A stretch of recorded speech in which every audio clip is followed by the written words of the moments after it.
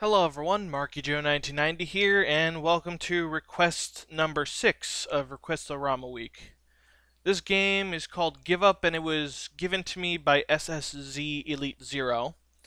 And the commentary originally for this was really terrible. It was basically me just bragging the whole time, being like, oh, this game is totally hard.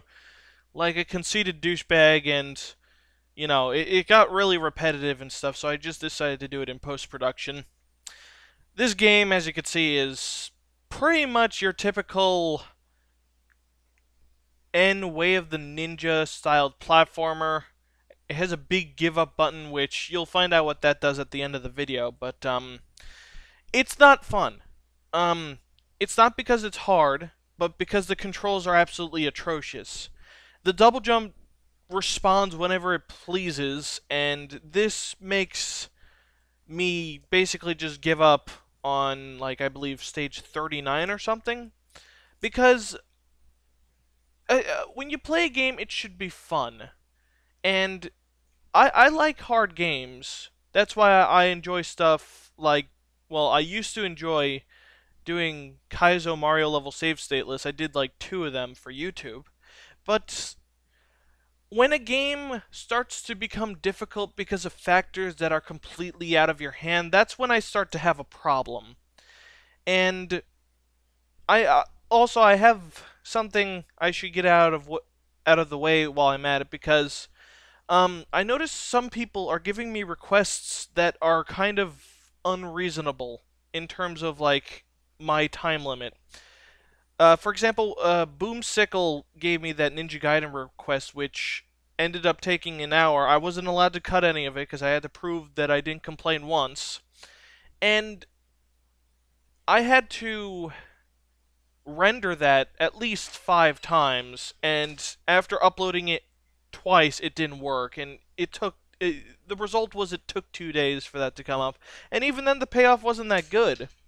So if I'm going to be doing Request-O-Ramas in the future, I think what I'm going to do is I'm going to, set some more rules and guidelines telling people that they should request stuff that will be interesting for me to do commentary on and to watch.